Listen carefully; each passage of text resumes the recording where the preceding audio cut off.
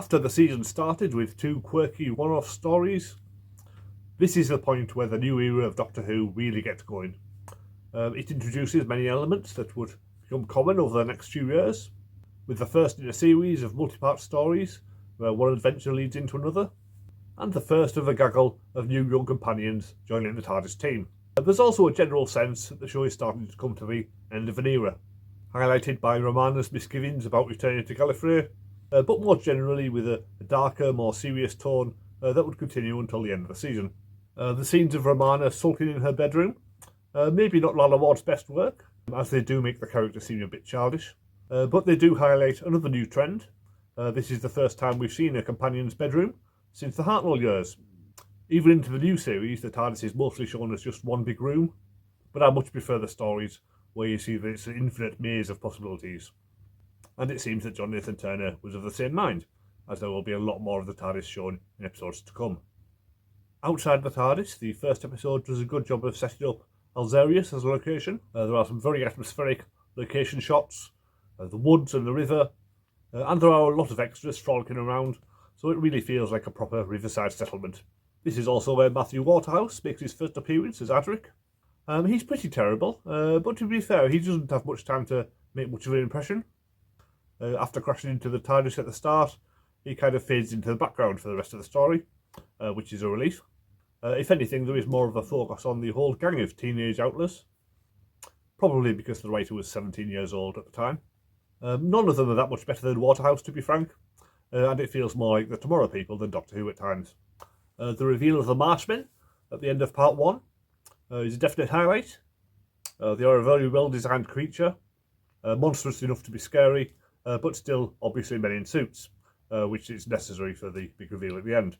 The marsh spiders are not nearly as convincing, but you can't have everything. The big reveal that the colonists are all the same species as the marshmen and marsh spiders is very well handled, with enough clues that it doesn't come completely out of the blue.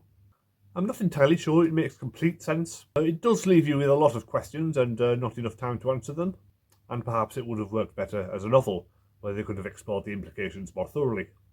Still, this kind of big science fiction idea is exactly the sort of thing that Doctor Who should be doing, so I'm not complaining. The regular cast all get some new layers to play with.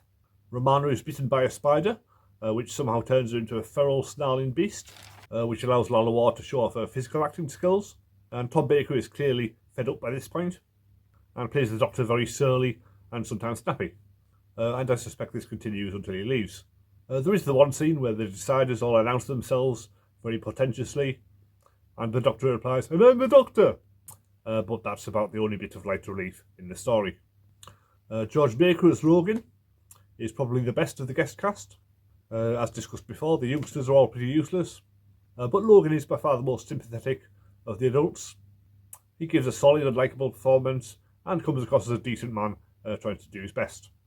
Although this is the first of the E-Space trilogy, we don't actually get many answers about what exactly E-Space is.